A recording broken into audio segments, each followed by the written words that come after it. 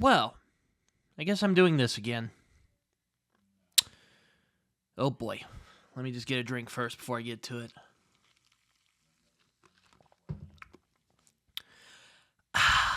Hello everyone, Britton here, also known as Smoky Dude, and I am back here today with another video. This is volume 2 of recommending books to favorite booktubers that I like.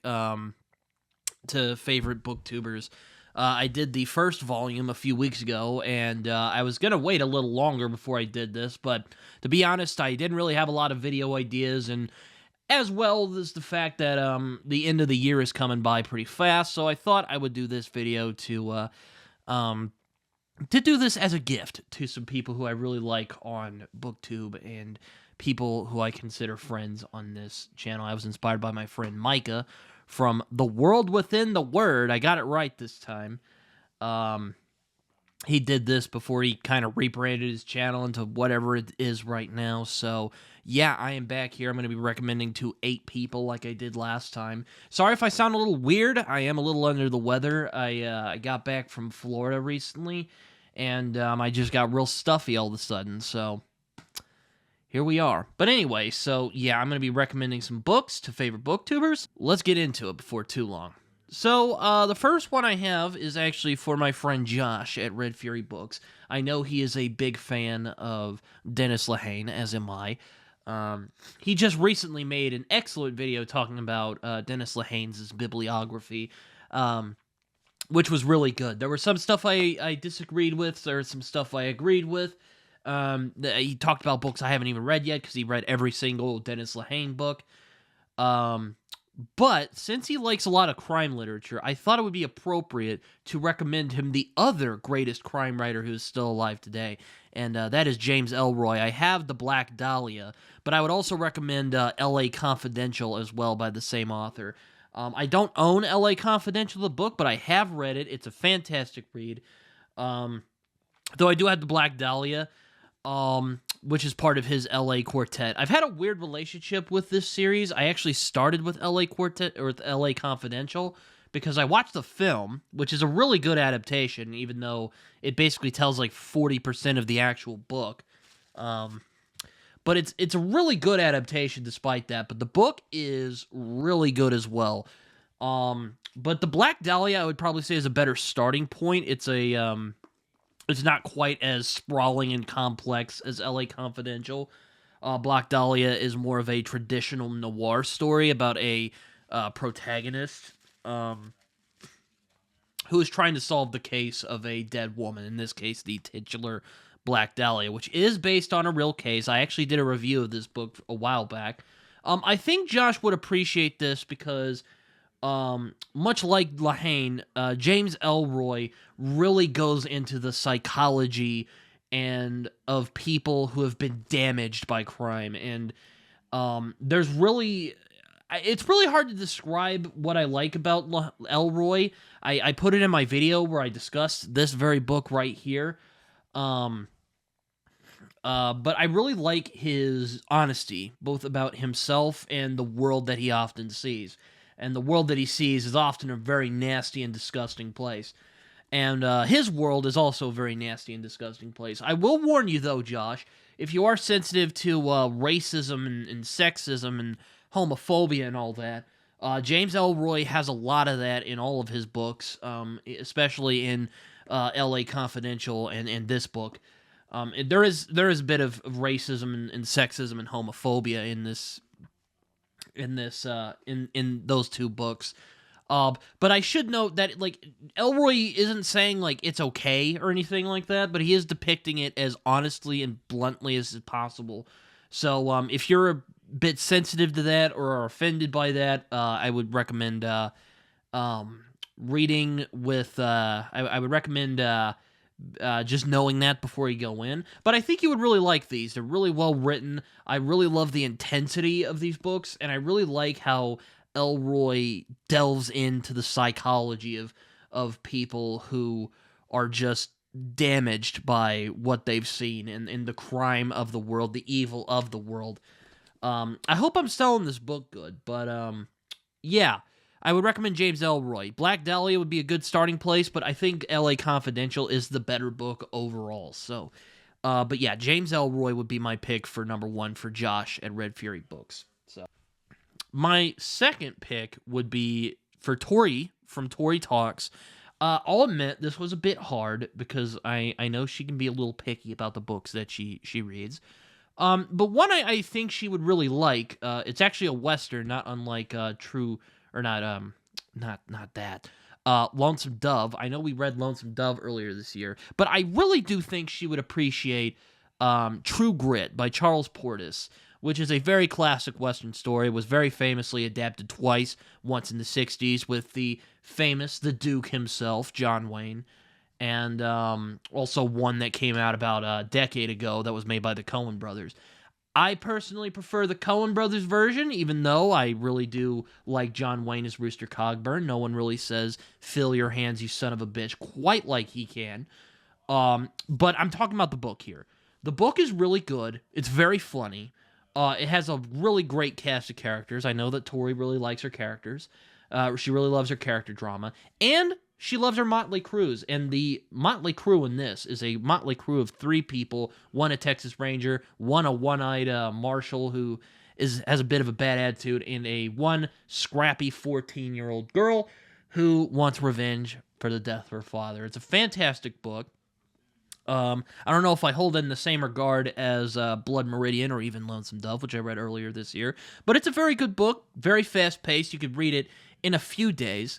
And it's also just brilliant piece of storytelling, great dialogue. It's really a lot of fun, and I think you would like it, Tori, if you pick up True Grit. It really is a really good book. Though if you've read it already, I've just wasted my time. So, God, I hate being sick. Yeah. So that's what I got for Tori. Hope she likes True Grit. Next one I have is from my buddy Liam at Liam's Lyceum. This was one that was really hard for me because kind of like some of the other people I talked about, like Wrath, Liam has literally read everything. I mean, this man, not everything, but he's read a lot. And he's read a lot of books that are obscure or are overlooked by a lot of people on our BookTube sphere. So it was really hard for me to pick a book that he hasn't read that I think he would enjoy. But I did pick some. I actually picked a trilogy, and it's one I actually covered recently, and it is the Southern Reach trilogy by Jeff Vandermeer, which is Annihilation, Authority, which is my personal favorite, and Acceptance. I just recently did a video discussing all of the... I recently did a series of videos discussing all 3 of these books. I think they are some of the most brilliant science fiction that has been put out in the last decade. Though I actually do prefer his other book, Born, more. I really, really love that book. But Southern Reach comes very, very close, especially Authority, which I think might be one of the best science fiction novels of our century. Really is that good. Jeff Vandermeer is a great writer. I really love the location of Area X. I'm sure you've probably already heard about Area X because I know I've told you about this before. I think I've told you about this before, but you can correct me if I'm wrong. But all 3 of these books are really good. Acceptance I have some issues with, but it's pretty good. But it's still very good. But Authority and Annihilation particularly are just excellent books, and I think that they're all 3 really fascinating on their own. And they're just fantastic reads. I really enjoy them a lot, and I think you would enjoy them, Liam. I think you would like them.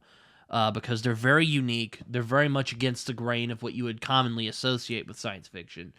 And I would really be curious to hear your thoughts on Jeff Vandermeer. So, yeah, Southern Reach trilogy for my friend Liam. So I'll just put those down now. Get on to my next pick. My next pick is for my good friend, my partner in crime, Jason Furman, over at, Jason Furman. This was another hard one because, in all honesty, Jason is so picky with his books. I have a really frustrating time trying to recommend him books because he'll just try to nitpick them when I recommend him stuff. And then when I get him to read stuff, he doesn't like them. Most of the time. He did like The Drop, so I'll give him that. He did like The Drop. So it's kind of hard to recommend him books because he's real picky. And, it's really hard to pick a book that will really tickle his fancy. But I do have one. I finally picked one that I think you would like, Jason. And if you don't like this book, I give up. I don't know what else to say. Let me just get into it. It is Lonesome Dove, which I actually read earlier this year. And why I think you would like this, despite how big it is, the characterization in this book is absolutely top notch. And I know how much you really like characters and characterization, but the characterization in this book is absolutely top notch. I really love how McMurtry depicts these people in their day-to-day lives. But we also see, I really like the bait and switch in this book, as well as it goes from kind of this humorous, almost adventurous tale, and then it kind of turns into a tragedy in the third act. It gets really bleak, and again, I know you like really bleak stuff, you miserable bastard. So, yeah, I think you'll like Lonesome Dove. I think Lonesome Dove will tickle that for you. It's really well written. I really like the characters in this book, and he just flies through with the pacing, even though a lot of it is just a bunch of guys sitting around doing this cattle rustling, which is a big deal in this. And there's a lot of really great themes of growing older and trying to figure out what you're going to do with your life. I gotta rub my nose again. And it's just a really fantastic book. I read it in about July this year. I read it with a group of friends. I'll link that down below if you guys want to watch that. It's really a fantastic book. So yeah, I hope you like it, Jason. I would really be happy if you liked this book. So you'll see that I'm not just blowing smoke up your ass. But I think you would like Lonesome Dove. It's a good book. It's a great book, I think. It's definitely one of my favorites this year. So, yeah, Lonesome Dove. Give it a shot. I think you would like it. Next one I have is for my friend Carol from The Falcon Reads, and this was another hard one because the dude has read a lot. Like, my God, he has read a lot of my favorites, so, okay, that's really gonna be hard. He's read a lot of other obscure books that a lot of people don't read, some that I have read, and some but most of them are those that other people have not read ever, or would not even really think about. But the book I decided to pick would be one that I think you would like. It's very McCarthy-esque, and that is, I know our mutual love of Cormac McCarthy, but the one I think you would like is Only Killers and Thieves by Paul Haworth. I read this earlier this year. I did a review of it. It's a very gritty, very beautifully written, though, Western with great characters, great themes. Also a really great Judge Holden-like villain in Edmund Noon, who is the very frightening Aboriginal officer who basically is just a vicious murderer. But he also has this bizarre philosophical side to him that he lets on with people who he is fond of. It's kind of hard to put into words, but I think you would really like the imagery of this book. I think you would also really like the grittiness of this book, Carol. And also it has that kind of, that vibe of Cormac McCarthy without just slavishly imitating him as many other writers tend to do. But it was either this or All Things Left Wild, which I also think you would enjoy. And I know the author of that book, so I felt kind of awkward recommending that to you. Though I do recommend that to you. I think you would like that book as well. But Only Killers and Thieves, though, I think is a really good book, and I think you would enjoy it a lot. It's very dark, it's very grimy, but it's also really beautifully written with some great descriptions of the Australian outback. I don't know if you've ever seen The Proposition, but this book very much reminded me of The Proposition. So if you like The Proposition, I think you'll really like this book. Or if not, you can text me and say I'm full of shit, but I think you would like Only Killers and Thieves. So yeah, I guess we should move on. All right, next guy I got is actually T from An Erudite Adventure. This was another hard one because he's read a lot of fantasy novels, and he's read a lot of, he's very widely read in the genre, and he's a really smart guy. He knows what he's talking about. So it was kind of hard for me to find a book for me to recommend to him because he's read a lot of other books. But one I thought he would enjoy, I did double check to make sure he hasn't read this book, but it's my favorite fantasy novel of all time, and that is American Gods by Neil Gaiman. I've already talked a lot about this book, so I'll try and keep this brief, but really great stuff, really engrossing book. And I still think this is Neil Gaiman's masterpiece. It's well written. I love how he plays with mythology in this. Also, his discussion on belief and why people believe in things that sound really irrational when you think about it. Um, and our relationship to myth, how myth creates culture.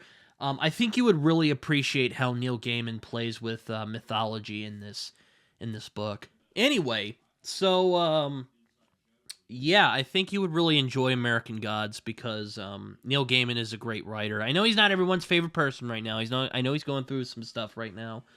Well, some real shady stuff that he did in the past. But I think this is a great book nonetheless. It's still my favorite fantasy novel of all time, and I don't think it's going to be topped anytime soon unless someone really pops out and gives something with as much originality and finesse as what Gaiman did with American Gods. So yeah, my pick for T, American Gods. Give it a walk, give it a read. I think you would appreciate it. At least I hope you would. I would really be disappointed if you didn't like it. But you know. Next, my second to last pick will be for my friend Sam from I Sam Wise, and this was another one that was kind of hard because I didn't really know what to pick for him. I was either considering Dennis Lehane, but I felt that would have been too predictable because he has mentioned already he's been interested in trying Dennis Lehane, and he recommended me Andrew Klavan because he thinks I would appreciate Klavan's own works of crime fiction, which, I mean, if you want to recommend me some books where to start with them, I would appreciate it. But yeah, I did think Lehane, but I decided against it. But I know you're a big fan of Gene Wolfe, and I know you're a big fan of unreliable narrators, so I thought, why not recommend you the greatest unreliable narrator in literature, Lolita by Vladimir Nabokov. I did a review of this a while back, and it's one of my favorite books of all time. Beautifully written, some of the most striking, beautiful prose that I have ever read in the English language. Nabokov was a master at that, and he's also a master at playing with your perception. He really does what unreliable narrators should do: play with your perception, challenge the way that you think about not just this story, but the world that you live in. It makes you question the person who's telling you this story. It's really hard to put into words why I think Lolita is such a profound reading experience. But it's one of my favorite books of all time, and my love for this book is undying. Um, I mean, it's not really fantasy or fantasy adjacent, but I really do think you would appreciate the craft of Nabokov's vision because he's just absolutely phenomenal at just, well, language, but also just depicting the world in a really fascinating way and also making you question your own beliefs about the world. I think you would really appreciate Lolita. I know you like Gene Wolfe. I think you would appreciate Lolita for similar reasons that you like Gene Wolfe. So, yeah, Lolita. All right, so my last one is for my friend, Livia J. Elliott, who writes not just books. She also writes these interactive stories, and she's really one of the smartest writers I've met on here that isn't Andrew Meredith, that is. She's really bright. She has a lot of interesting opinions, and she's also a big science fiction buff, as am I. I had her on State of Science Fiction some months back. And I decided to recommend her a really strange, bizarre science fiction novel that I think she would take to because it's very thematically rich, and I think she would appreciate what this book is trying to do, and that is Light by M. John Harrison. Light is, for me anyway, one of the boldest pieces of science fiction that I've read in the past maybe 10 years that isn't Jeff Vandermeer's Southern Reach trilogy or Born. I really love the uniqueness of M. John Harrison's imagination and also where he takes the story that he's telling here about these three people who get caught up in this cosmic game that lasts through centuries, and you really get to see through the perspective of one guy who's a professor, but he's also a serial killer, another guy who's so drugged up out of his mind that he doesn't even know what's real anymore, and a woman who actually turned into a ship. But I think that Light is a really fascinating book. I think you would really appreciate what M. John Harrison is going for, and it's also really well written for that matter. It's really the line by line prose is really good, and there's not really a lick of fat in here anywhere either. It's very Philip K. Dick reminiscent. And I'm a big Philip K. Dick fan. I know you've been kind of mixed on Philip K. Dick, but I think this book really captures the best of Philip K. Dick, while Harrison really goes into his own direction with his imagination. So yeah, I think you would like Light.